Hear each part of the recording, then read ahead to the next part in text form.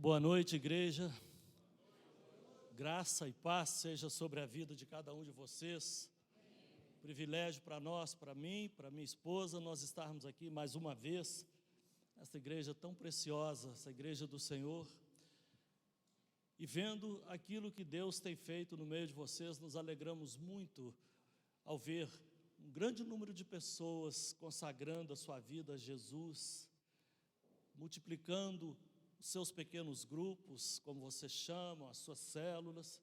Nós vimos hoje pessoas reconsagrando sua vida a Deus, e isso enche o nosso coração de alegria, de vermos que a obra de Deus está em franco crescimento. O avivamento que tantas pessoas estão esperando, ele já está acontecendo, nós já temos visto isso. Nós precisamos entrar nessa onda de Deus e surfar nesta onda, não é? Deus tem agido, Deus tem feito grandes coisas, e ninguém pode ficar de fora. O chamado de Deus é para todas as pessoas. E nós estamos aqui compartilhando com vocês, nesse tempo, compartilhando com esse casal precioso, a Andréia, o pastor Carlos, aquilo que Deus já tem nos dado, as experiências que nós temos vivido pela graça do Senhor. E nós sabemos que essa graça está disponível para todos, então aproprie-se dela, mergulhe nessa graça e deixe Deus levar você à onda que Ele está gerando, para que você tenha uma vida frutífera, uma vida vitoriosa, para que o reino de Deus seja implantado nesta cidade. Esta aqui não é uma igreja, simplesmente a comunidade da aliança, ou de uma denominação, não. Esta tem que ser vista como a igreja da cidade, não é? O objetivo dessa igreja é conquistar essa linda cidade que vocês estão construindo, conquistá-la para Jesus. Esse é o objetivo da nossa vida. Então, para nós é uma alegria muito grande poder participar com vocês desse tempo, desse momento. Nós estamos aqui desde ontem, compartilhando textos da palavra de Deus. Nós estamos aqui compartilhando e Deus tem falado ao nosso coração. Ontem nós compartilhamos, a Ana Cláudia compartilhou aqui sobre os princípios inegociáveis da visão. Os princípios inegociáveis da visão. E nós ontem estávamos ministrando na igreja. E entre os princípios que nós colocamos como inegociáveis dentro da visão, está aquilo que é o fundamento de um pequeno grupo, o fundamento de uma igreja em células, relacionamentos significativos. Os nossos pequenos grupos, eles têm que ter relacionamentos significativos. Essa é a palavra-chave. Um pequeno grupo onde não existe relacionamento, onde só existe a reunião, é um pequeno grupo fadado a acabar. Nós precisamos ter relacionamentos significativos, evangelismo por relacionamentos. Nós precisamos formar liderança, porque para haver sucessão, repreenda isso em nome de Jesus.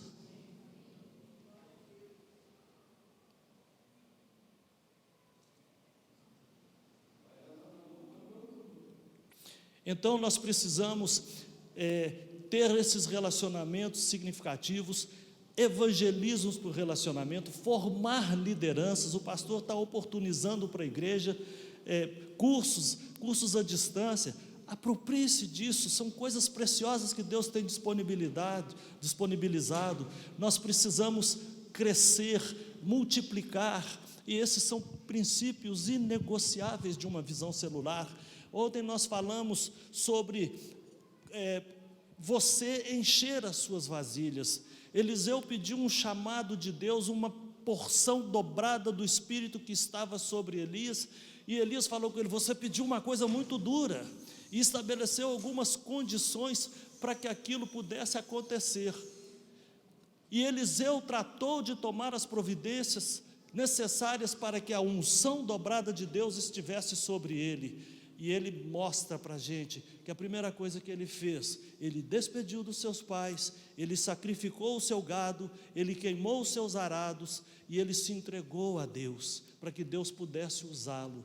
E nós vimos ali ele realizando milagres extraordinários, quando ele multiplica o azeite daquela viúva que dizia que não tinha nada em casa para comer, que os filhos seriam levados cativos, escravos, por causa das dívidas que o marido tinha deixado, que era um profeta de Deus. Mas a gente vê Deus fazendo um milagre ali, quando Eliseu pergunta para ela: o que você tem em casa? Ela falou: eu não tenho nada, a não ser um restinho de azeite numa vasilha. E Eliseu fala: pega todas as vasilhas, pega com os vizinhos, e vá derramando o azeite sobre elas. E ela foi fazendo aquilo ali, e o azeite foi se multiplicando, multiplicando, e ela pôde vender aquele azeite e viver e sustentar a sua família daquilo que sobejou. Por quê? Porque Deus é um Deus de abundância. Ele é o El Shaddai, o Deus provedor, o Deus que supre todas as nossas necessidades. Ele foi abundante com aquela viúva, e aquilo mostra para nós que aquilo que nós pensamos que não vale nada na nossa vida, que é pequeno, que é pouco, Deus pode transformar em algo grandioso. Basta que você apresente para Ele as suas vasilhas vazias, para que Ele possa encher. É Ele que faz todas as coisas. Hoje pela manhã nós compartilhamos acerca do Salmo 126, uma obra extraordinária, maravilhosa, milagrosa que Deus fez na vida do seu povo, e como que Deus resgatou o seu povo, e vemos aquele povo orando, pedindo: Deus, restaura a nossa sorte, faz de novo. E nós vimos que aquela semente preciosa, a palavra de Deus que é viva e é permanente, a que foi evangelizada, que foi semeada no seu coração, essa semente não morre.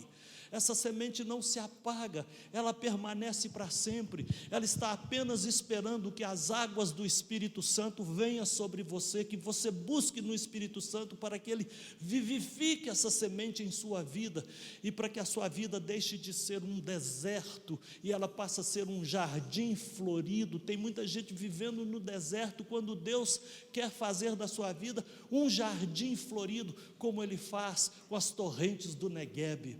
Nós vimos isso nessa manhã, e hoje, agora, nesta noite, eu gostaria de compartilhar com vocês um texto precioso da palavra de Deus, que se encontra no livro de Atos dos Apóstolos. E aqueles que trouxeram as suas Bíblias, aquele que tem seu smartphone, por favor, abra em Atos no capítulo 20, eu não coloquei o texto no slide ali, por ser um texto um pouco longo, porque senão ia ficar muito difícil a leitura, mas eu gostaria de compartilhar com vocês acerca desse texto. E está escrito assim: de Mileto mandou a Éfeso chamar os presbíteros da igreja, a liderança da igreja, e quando se encontraram com ele, disse-lhes: vós bem sabeis como foi que me conduzi entre vós em todo o tempo, desde o primeiro dia em que entrei na Ásia, servindo ao Senhor com toda humildade, lágrimas e provações, que pelas ciladas dos judeus me sobrevieram,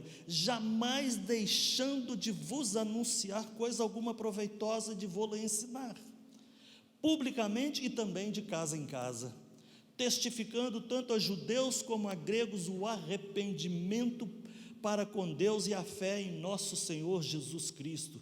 E agora, constrangido em meu espírito, vou para Jerusalém, não sabendo que ali me acontecerá, senão que o Espírito Santo de cidade em cidade me assegura que me esperam cadeias, ele me assegura isso. Porém, em nada considero a vida preciosa para mim mesmo, contanto que se complete a minha carreira e o ministério que recebi do Senhor Jesus, para testemunhar o evangelho da graça de Deus. Agora, sei que todos vós, em cujo meio passei pregando o reino, não vereis mais o meu rosto. Portanto, vos protesto, no dia de hoje, que estou limpo do sangue de todos, porque jamais deixei de vos anunciar todo o desígnio de Deus.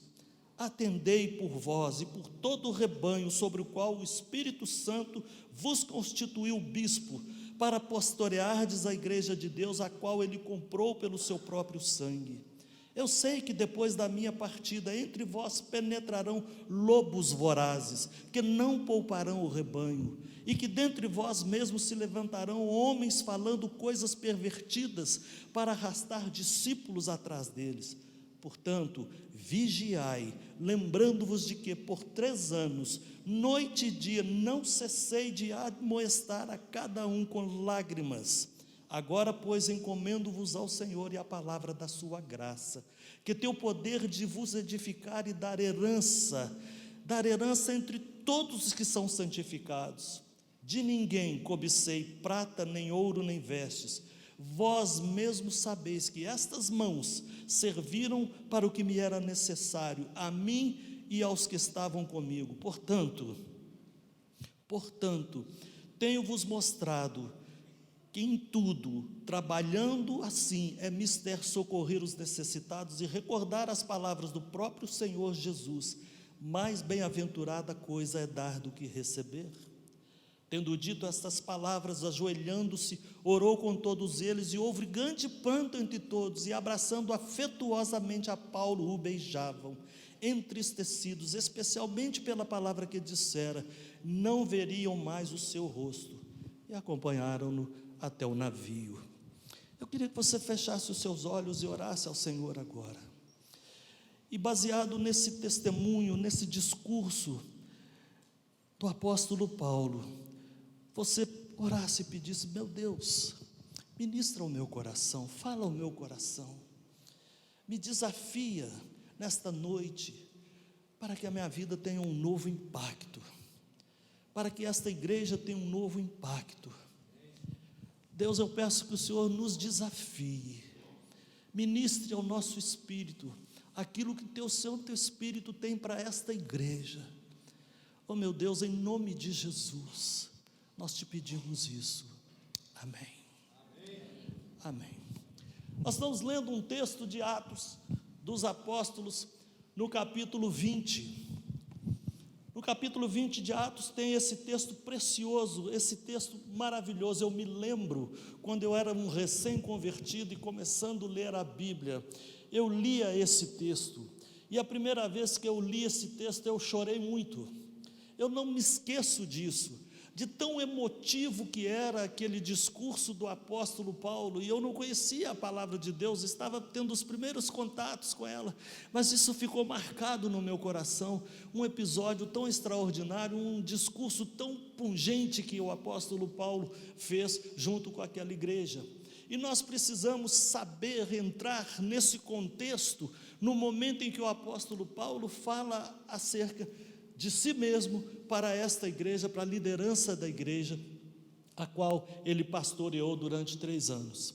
Se nós precisamos entender isso, durante 3 anos, o apóstolo Paulo,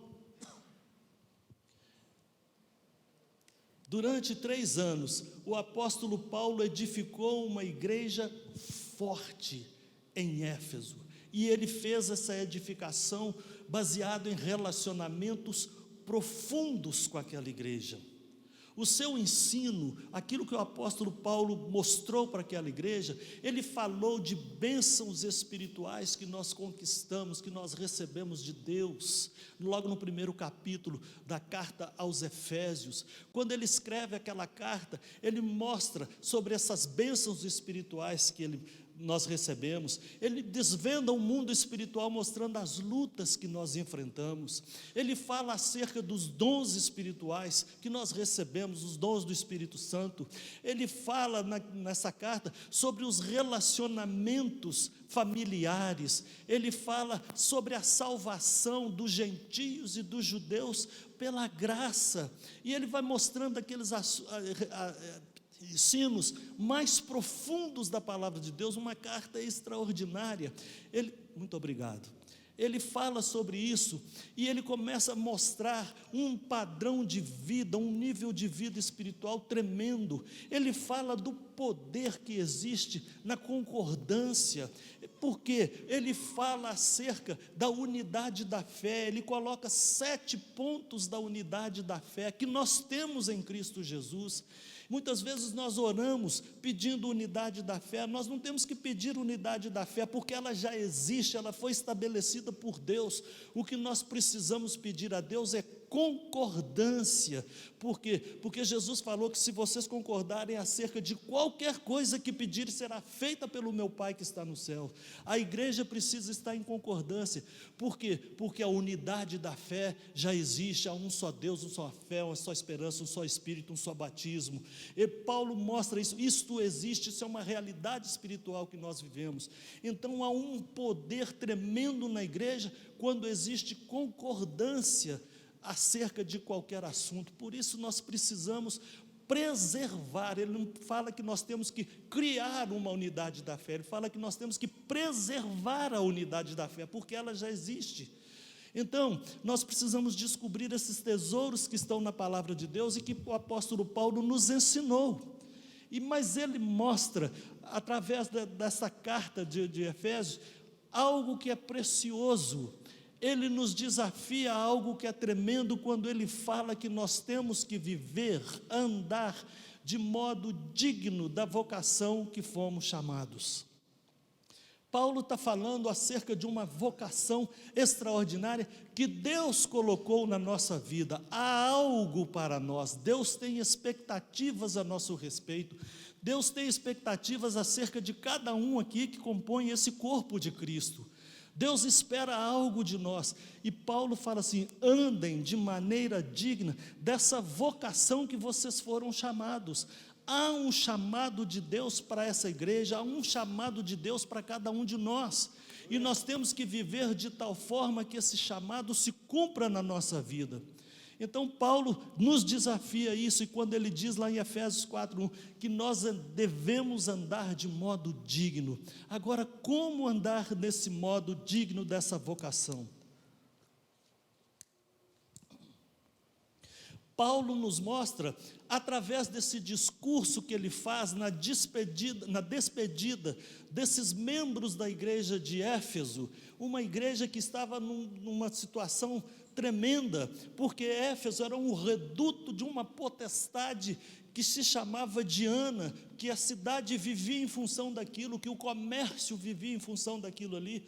Ali existia um templo que era uma das 7 maravilhas do mundo. Existia uma superstição que falava que ela tinha caído dos céus, caído de Júpiter. Enfim, era uma cidade idólatra, e foi ali naquela cidade, uma cidade fantástica. Eu tive o privilégio de conhecer Éfeso, eu fiquei impressionado com aquilo ali, com a grandiosidade daquela cidade. Eu imaginava, no tempo do apóstolo Paulo, como que isso devia ser, fervilhava de gente, e ali naquele lugar, Deus levantou uma igreja poderosa, uma igreja tremenda ali, uma igreja operosa, uma igreja que trabalhava, uma igreja que punha os seus membros à prova. E nós falamos, que a carta de João, de Apocalipse, mostrava que uma das coisas, uma deficiência que Jesus reprovou naquela igreja, é que eles tinham abandonado o primeiro amor. Lá em Apocalipse ele fala sobre isso. Mas Paulo então nos mostra o amor que ele tinha para com aquela igreja, e ele faz assim um contexto todo da sua trajetória, da sua vida como pastor naquela igreja, como alguém que implantou aquela igreja em Éfeso. E esse resumo do ministério dele ali é que é o desafio que nós temos para a nossa vida, é o que nós precisamos buscar com muito cuidado, e é um desafio para essa igreja, é um desafio para a minha vida, aquilo que Paulo começou. Quando ele fala que eu preciso andar de modo digno, existem alguns princípios e alguns compromissos que nós precisamos assumir como igreja, como servos de Deus, como alguém que tem um chamado, uma vocação celestial. A nossa vocação não é vocação desse mundo, não, é uma vocação celestial. Pensa nisso, há algo espiritual sobre a sua vida que você precisa atender, porque é um chamado de Deus para você, é algo que Deus confiou a cada um de nós, e nós precisamos dar respostas ao Senhor. E as respostas que nós vamos dar é através dos compromissos que nós temos que assumir diante de Deus, para que o propósito e a vocação dele se cumpra na nossa vida, para que o propósito e a vocação dele se cumpra na vida desta igreja, para esta cidade, para o reino de Deus ser implantado nesta cidade.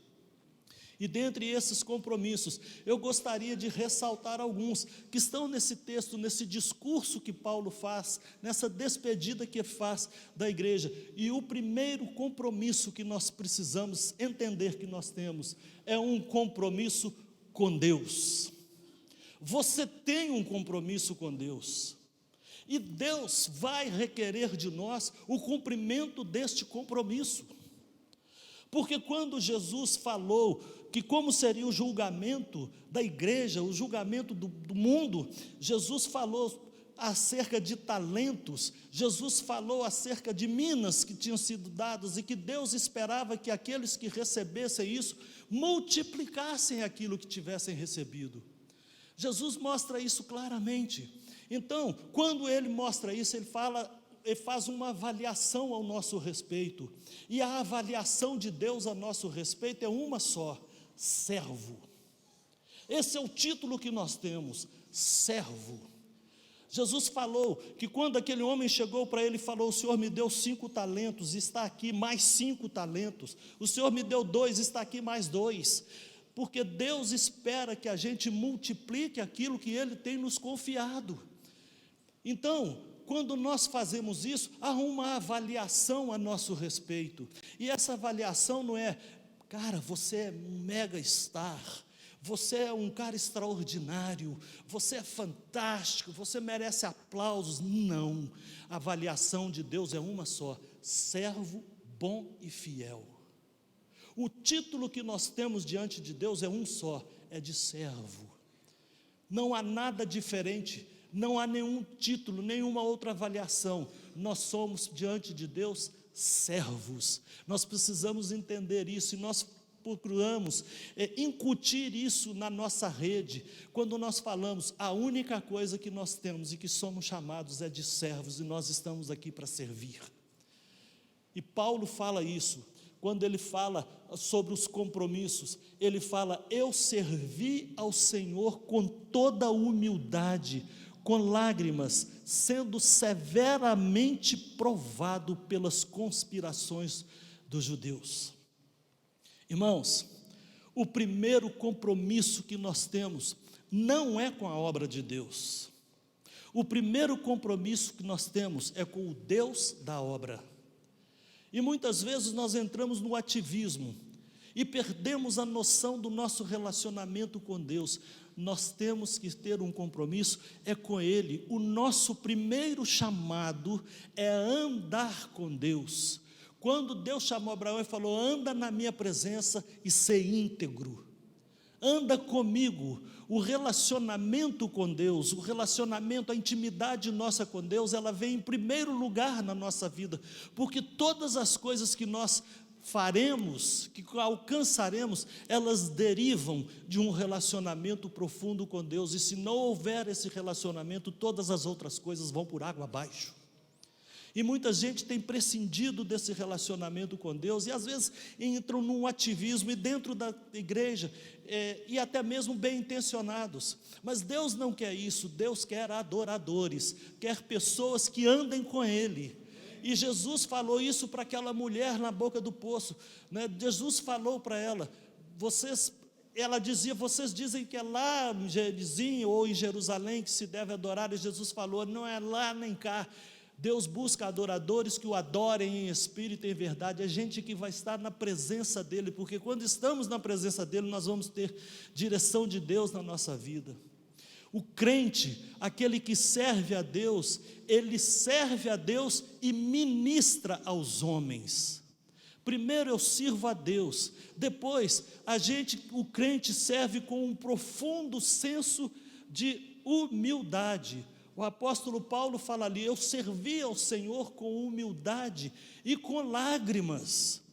O apóstolo Paulo não se ufanava daquilo que ele fazia. Em certo relato no livro de Atos, ele falou assim: eu trabalhei mais do que todos os apóstolos.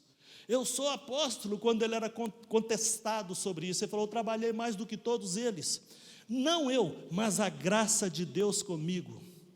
E outra coisa que nós precisamos entender, que quando ele diz, eu servi a Deus e sendo severamente provado pelas conspirações dos judeus.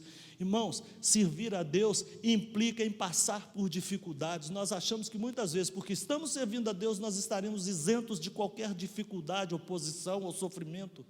Não, essas coisas vêm num pacote só. O mundo nos odeia, Jesus falou.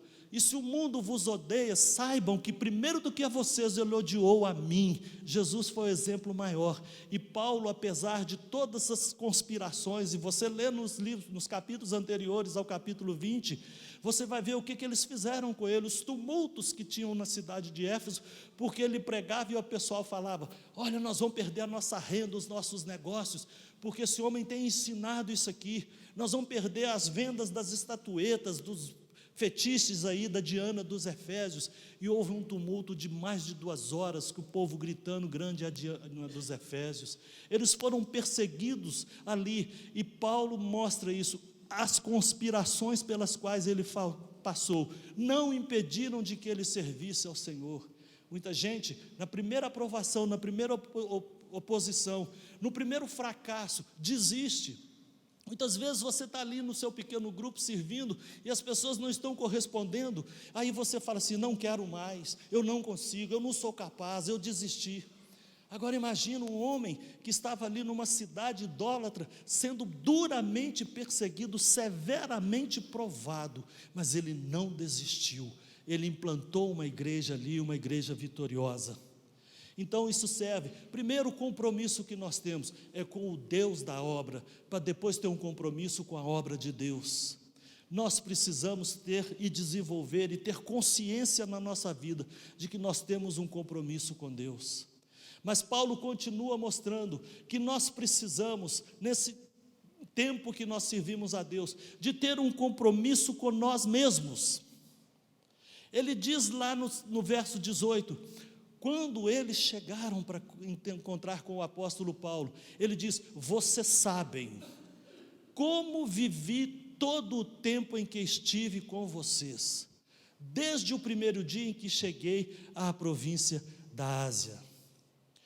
Ele diz, vocês viram, vocês sabem, e ele fala, vocês podem me imitar, podem me copiar, e ele se expõe àquele povo, ele diz, vocês sabem tudo que eu vivi, como eu vivi.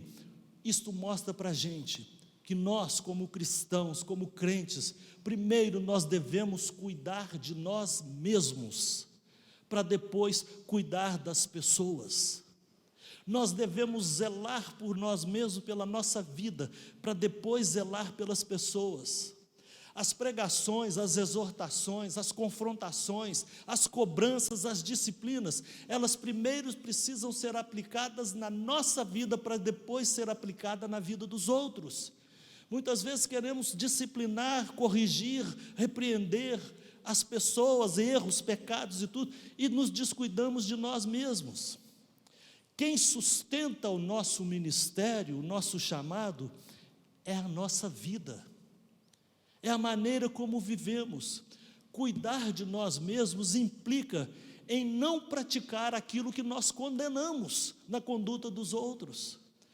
E a Bíblia fala muito bem a respeito disso, quando ela diz que se você faz isso, se você condena, se você reprova, mas peca nas mesmas coisas, o nome de Deus é blasfemado entre os gentios por causa disso. Então o apóstolo Paulo fala, vocês sabem, vocês viram, como foi que eu vivi? Cuidar de nós mesmos evita com que a gente pratica aqueles erros e pecados que nós condenamos na vida dos outros. Cuidar de nós mesmos evita que nós percamos a nossa credibilidade, que a nossa vida perca o ministério que Deus nos confiou. Muitos têm perdido a credibilidade, muitos perderam os seus ministérios, destruíram o seu chamado, por quê? Porque não tiveram cuidado de suas vidas e se envolveram com pecados e com práticas pecaminosas. Então um crente, ele precisa primeiro de cuidar, de ter um compromisso com Deus, depois ter um compromisso consigo mesmo, é zelar pela sua vida, é vigiar, porque as ciladas estão sendo armadas em todos os caminhos. Em terceiro lugar, o apóstolo Paulo fala que nós precisamos ter um compromisso com a palavra de Deus. Um compromisso com a palavra de Deus. O que ele diz? Vocês sabem que não deixei de pregar-lhes nada que fosse proveitoso, mas ensinei-lhes tudo, publicamente e de casa em casa, pequenos grupos. Testifiquei tanto a judeus como a gregos que eles precisam converter-se a Deus com arrependimento e fé em nosso Senhor Jesus Cristo. Agora sei que nenhum de vocês, entre os quais passei pregando o reino, verá o meu rosto, verá a minha face, pregando o reino de Deus. E ele diz mais: não deixei de proclamar-lhes toda a vontade de Deus. O que Paulo pregava? Paulo não pregava filosofias, Paulo não pregava ideias, Paulo não pregava coisas de si mesmo, ele pregava a palavra de Deus, ele ministrava a palavra de Deus, ele pregava sobre o reino de Deus. Nós precisamos ministrar às pessoas a verdade de Deus, temos que encarar a verdade, e essa verdade precisa ser ministrada. Nós precisamos ministrar todo o conselho de Deus, ou seja, toda a Bíblia. O assunto do cristão é a Bíblia, nós não podemos fugir disso. Hoje o diabo está com uma nova estratégia, uma releitura da Bíblia. As pessoas estão distorcendo a palavra de Deus e tentando adaptá-las à sua própria vida pecaminosa. E nós sabemos o quão isso é sério, porque Jesus falou que aquele que tirar um i ou um tio da palavra de Deus será considerado mínimo no reino de Deus. Então nós temos que ter zelo da palavra de Deus e ministrar. Deus tem um compromisso com a sua palavra, e não um compromisso com a palavra que os homens falam, porque muitos homens se desviaram da verdade. O apóstolo Paulo fala sobre isso a Timóteo, que eles se recusariam a dar ouvidos à verdade, como tendo coceira nos ouvidos, e esse tempo é o tempo em que nós estamos vivendo hoje. Vocês podem aí, olha na mídia, as coisas que estão acontecendo, as pessoas estão querendo adulterar a Bíblia, imprimir uma nova Bíblia, dar uma nova interpretação, conforme as suas próprias concupiscências, é o que a palavra de Deus diz. Então nós precisamos pregar todo o conselho de Deus, zelar pela palavra de Deus, e não ficar firmado na nossa própria palavra, entendimento, mas na palavra do Senhor. Nós precisamos pregar salvação. Alguém já disse que é preferível você falar do inferno do que você viver no inferno. Muitas pessoas têm medo de falar sobre isso, mas é preferível que você pregue sobre o inferno do que você vá para o inferno, porque se cremos na palavra de Deus, isso é uma realidade. Então precisamos pregar sobre o conselho de Deus, pregar sobre a graça, sobre o arrependimento, sobre a fé em Cristo, pregar sobre o reino, não filosofias ou códigos de ética, de comportamento, pensamentos positivos, autoajuda. Não, nós precisamos pregar uma dependência total de Deus, nós precisamos ter fidelidade na palavra de Deus. Nós precisamos discipular as pessoas. Quando fazemos isso, estamos discipulando. Só é capaz de ensinar a palavra de Deus aquele que é capaz de aprender a palavra de Deus. Nós temos que nos submeter a essa palavra. Não é o que eu acho, não, é o que a Bíblia diz. A minha medida aferidora, o meu padrão é a palavra de Deus, e é dentro desse padrão que nós precisamos viver. Nós precisamos ensinar, não só publicamente, mas ensinar de casa em casa. Nós precisamos ministrar uns aos outros essa palavra, e Paulo fala: eu fazia isso, eu ensinei publicamente e ensinei de casa em casa. Então nós temos um compromisso com a palavra de Deus. Não adultere, não adapte essa palavra à sua própria concupiscência, aos seus achismos, mas confira coisas espirituais com espirituais, a palavra de Deus com a palavra de Deus, e doa a quem doer, ministre a verdade, porque a verdade liberta. Outra coisa que Paulo fala de compromisso, é compromisso com o chamado. Você crê que você tem um chamado de Deus? Amém? Você tem que crer nisso, Porque se você entregou a vida para Jesus, se você foi salvo, nasceu de novo, é porque Deus tem um chamado para você. Deus tem algo, alguma expectativa a seu respeito. Ele tem algo para você fazer. E o apóstolo Paulo diz: todavia, não me importo, nem considero a minha vida de valor algum para mim mesmo, se tão somente puder terminar a corrida e completar o ministério que o Senhor Jesus me confiou de testemunhar do evangelho da graça de Deus. Imagina isso. Paulo tinha muitos títulos, Paulo tinha um currículo, Paulo era um cidadão romano, ele era fariseu, de uma linhagem de fariseus, de família de fariseus, ele era um homem culto, educado aos pés de Gamaliel, ele era um sujeito especial, ele era notório na época dele, mas ele fala: eu considerei tudo isso perda, por causa da sublimidade do conhecimento de Jesus.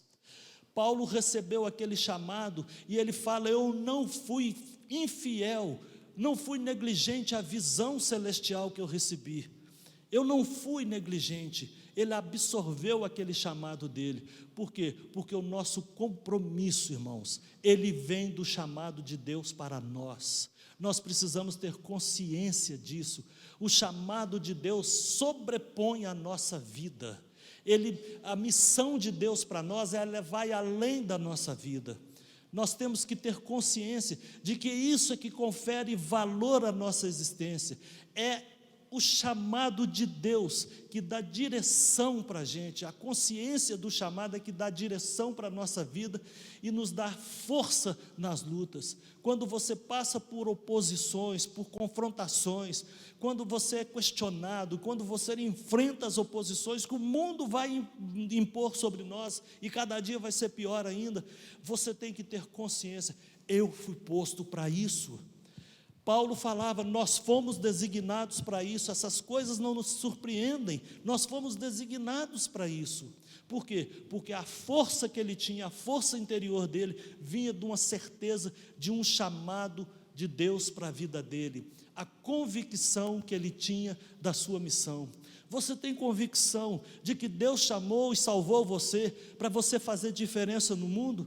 Não foi para você ser salvo do inferno e viver eternamente na presença de Deus, não. É para você impactar o mundo, para você fazer diferença. E às vezes o seu mundo vai ser multidões, às vezes vai ser alguém que está do seu lado, vai ser sua família, o seu marido, a sua esposa, os seus filhos. Você tem algo para fazer. Ponha isso na sua mente. Deus um dia vai nos chamar a prestar contas do que nós fizemos com o nosso chamado, com aquilo que Ele depositou na nossa vida.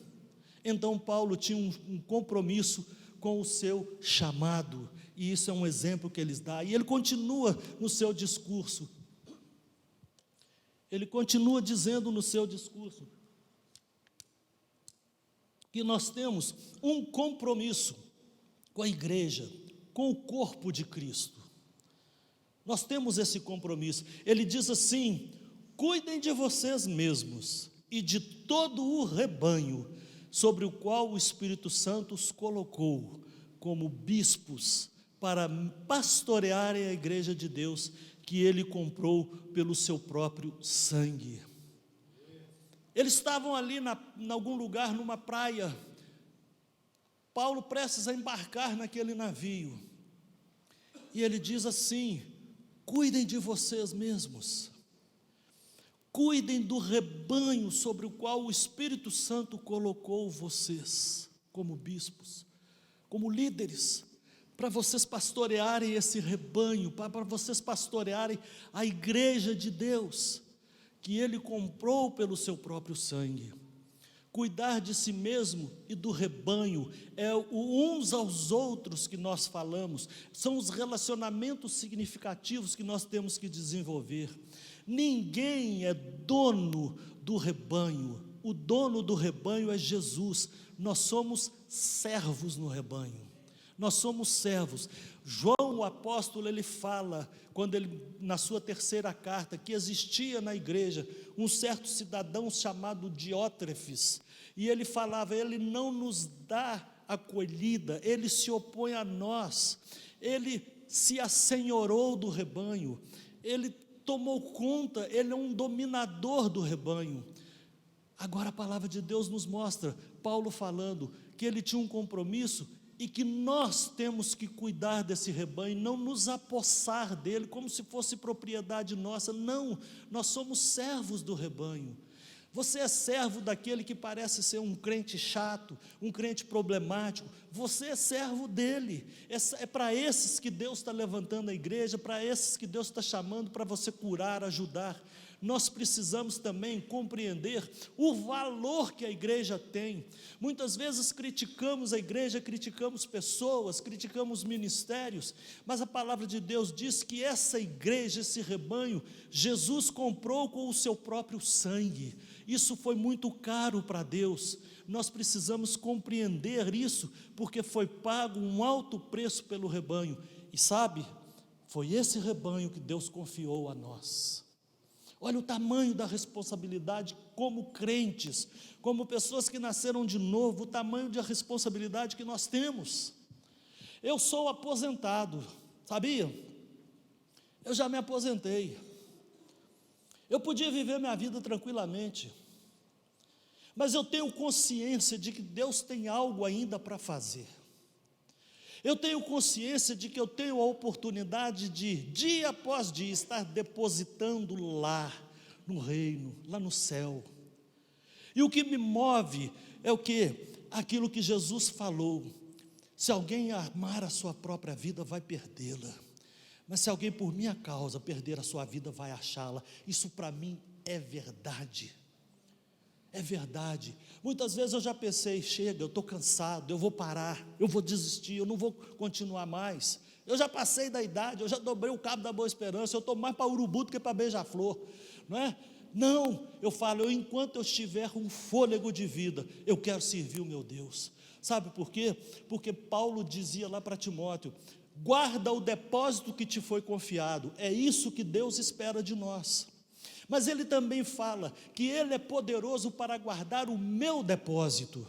Há um depósito que Deus fez na nossa vida, e Ele fala para nós: guarda esse depósito, ou seja, cumpre esse chamado, cumpre isso que Deus espera de você.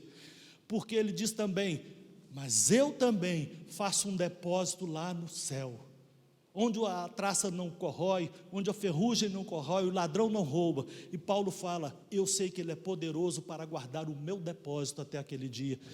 Onde você está depositando? Em que você está investindo a sua vida? Onde você está aplicando todas as suas forças, as suas energias? Tudo aquilo que o homem faz, tudo aquilo que o homem conquista, todos os inventos, homens que Deus levantou na humanidade, que foram bênção para a humanidade, homens que descobriram coisas extraordinárias, inventos extraordinários, homens que a gente aplaude. Imagina, Dr. Albert Sabin, que descobriu, a vacina antipólio, quantas crianças ele livrou de aleijões, de incapacidade física. Olha que homem fantástico, que homem extraordinário. Eu fiquei sabendo que esse homem converteu a Jesus. E eu falei assim, mas tudo aquilo que ele fez, Thomas Edison, que criou a lâmpada elétrica, e tantos homens que fizeram inventos maravilhosos aí, todo o trabalho deles se extingue com essa vida. Tudo que eles inventaram, tudo que eles fizeram foi extraordinário, foi bênção, e eu creio que foram homens levantados por Deus para abençoar a humanidade. Mas o trabalho deles se encerra com a própria vida. De que vale uma lâmpada elétrica, de que vale uma vacina, de que vale um anestésico, de que vale um medicamento, depois que a pessoa morre. Ficou o legado. Mas o legado que permanece para sempre é aquele que nós semeamos no reino de Deus. É aquele que sobrepõe a nossa própria existência. Por quê? Porque aquele que salva uma vida, ele está mudando um destino eterno de uma pessoa. E isso tem um valor eterno, um valor diante de Deus. Então nós precisamos compreender a extensão, o poder do nosso chamado. E nós temos um compromisso com a igreja, com o corpo de Cristo. Nós precisamos entender isso, e que essa igreja, ela é susceptível ao ataque dos lobos devoradores. E quem que vai pastorear, quem que vai cuidar da igreja para que esses lobos não se assenhorem do rebanho? são os crentes, é a igreja de Jesus, é você que está sentado aí me ouvindo, e que Deus tem expectativas de que você faça isso. Paulo fala também, no seu discurso, o seu compromisso com a ética. Ele diz: não cobicei prata, nem ouro, nem roupas de ninguém. Vocês mesmos sabem que estas mãos supriram as minhas necessidades e a de meus companheiros. Em tudo o que fiz, mostrei que mediante trabalho árduo, devemos ajudar os fracos, lembrando as palavras do próprio Senhor Jesus, que disse: há maior felicidade em dar do que receber. Paulo trabalhava duramente, ele era um fabricante de tendas, e ele fala assim: eu nunca vivi dependendo financeiramente ou buscando benefícios de quem quer que seja, reconhecimento, palco, luzes, aplausos, como a gente vê hoje. Paulo fala: eu nunca fiz isso, eu nunca cobicei prata ou ouro, roupas ou benesses de pessoas alguma, mas eu trabalhei duramente para poder ajudar as outras pessoas. Crente, o alvo dele não é receber benefícios, o alvo do crente é dar benefícios. Deus nos colocou aqui para abençoar as outras pessoas. Meu Deus do céu, eu fico preocupado com isso. Eu fico preocupado quando eu vejo uma falta de ética, uma falta de humildade de muitos líderes. Você os convida, ele quer hospedar no hotel de 5 estrelas, ele quer viajar na primeira classe do avião, ele estipula uma oferta: eu vou sim, se você me der a oferta de tantos R$1.000, mercadejando a palavra de Deus. Há líderes, há cantores gospel que estabelecem uma oferta popuda, uma oferta gorda, para poder ministrar na sua igreja, que chega a cobrar ingresso para as pessoas ir lá louvar a Deus. Eu falo: onde que nós vamos parar com isso? Isso causa em mim uma indignação, isso causa em mim uma repulsa. Nós somos servos ou estamos mercadejando as coisas de Deus? Paulo fala lá: eu não cobicei nada de ninguém. Crente, irmão, querido, você é assim, você tem que ser abnegado, você tem que trabalhar em gratidão a Deus, você tem que trabalhar como servo. Por quê? Porque o seu prêmio será Ele que vai dar.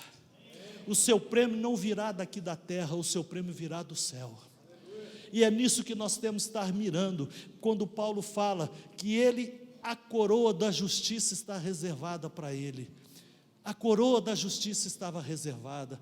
Qual o prêmio que você quer? O prêmio daqui ou o prêmio dos céus? Que prêmio que você quer de Deus? E finalmente, ele fala do compromisso com a gratidão e com o afeto. Nós temos um compromisso com isso. Após ele encerrar o seu discurso, ele, tendo dito isto, ajoelhou-se com todos eles e orou. E todos choraram muito, abraçando-o e o beijavam. Quando Paulo faz aquela despedida, e principalmente porque ele falou: vocês nunca mais vão ver meu rosto. Ele estava indo para Macedônia, para Jerusalém. Ele falou: vocês não vão me ver mais. O trabalho estava feito, 3 anos ali dedicando àquela igreja. E ele então se ajoelha ali naquela praia, e eles oram, e aquela igreja o abraçava e o beijava. Por quê? Porque eles tinham um senso de gratidão com ele e com aqueles que ministravam. Queridos, deixa eu dar uma palavra para vocês. Esta igreja tem uma dívida de afeto e de gratidão para com aqueles que lideram essa igreja. Vocês têm uma dívida de afeto e de gratidão, e eu não estou induzido para falar disso, nem me pediu para falar disso, com esse casal que pastoreia vocês. Vocês têm uma dívida de afeto e gratidão com o seu supervisor, com o seu líder de célula, com aquele que ministra na sua vida. Você precisa reconhecer, e a Bíblia fala isso, o trabalho que eles executam. E muitas vezes a gente vê líderes machucados, feridos, que não têm reconhecimento do rebanho, que não têm o carinho, o afeto do rebanho. E a palavra de Deus fala que nós temos que orar por eles, com aqueles que velam pelas nossas almas, com aqueles que trabalham, que às vezes perdem noites de sono, de vigília, em oração pela sua igreja, com aqueles que sofrem com aqueles que estão sofrendo. E aqui, aquela igreja de Éfeso, ajoelhada junto com o apóstolo Paulo ali, eles o abraçavam, eles o beijavam, eles choravam. Por quê? Porque agora aquele homem estava indo embora. Por quê? Porque eles tinham uma dívida de afeto, de gratidão, e nós precisamos demonstrar o nosso afeto àqueles que ministram nas nossas vidas. Aquele que está semeando coisas espirituais, nós temos que retribuir em gratidão, em afeto, em reconhecimento, em apoio, em oração, em submissão. É assim que funciona no reino de Deus, é assim que funciona na igreja. Paulo tinha um compromisso, e aquela igreja tinha um compromisso com a gratidão e o afeto. E que esses 7 pontos desse discurso maravilhoso que o apóstolo Paulo faz, nós temos que ter isso na nossa vida. Quais os compromissos que nós temos que assumir? Nós temos que assumir compromissos com Deus, compromissos com a palavra de Deus. Nós temos que assumir compromisso com nós mesmos. Nós temos compromisso com o chamado, nós temos compromisso com a igreja, nós temos compromisso com a ética, nós temos compromisso com a gratidão. Você está disposto a assumir esses compromissos diante de Deus? Você quer provar coisas maiores de Deus na sua vida? Você quer que as suas vasilhas estejam cheias e transbordantes do azeite? Você quer que a sua vida tenha um novo impacto? Um impacto dentro da igreja, um impacto fora da igreja? Você quer que a sua vida seja relevante, atraente, e que pessoas sejam atraídas a Jesus através da sua vida, do seu comportamento, da maneira como você ministra e serve a Deus, e porque você faz assim a Deus, você serve aos homens? Assuma esses compromissos diante de Deus. Assuma diante de Deus e fala: Deus, eu quero cumprir todo o meu chamado, eu quero cumprir a vocação para a qual eu fui chamado. Paulo diz: dizei a Arquipo, atenta para o ministério que recebestes do Senhor para o cumprires.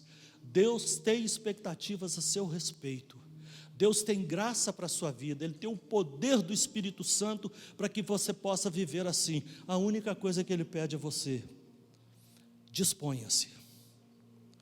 Disponha-se, ofereça-se, apresente as suas vasilhas vazias, e eu vou enchê-las de azeite, eu vou ungir sua vida, para que você cumpra o propósito. Eu convido a igreja que se coloque de pé, por gentileza, nós vamos orar.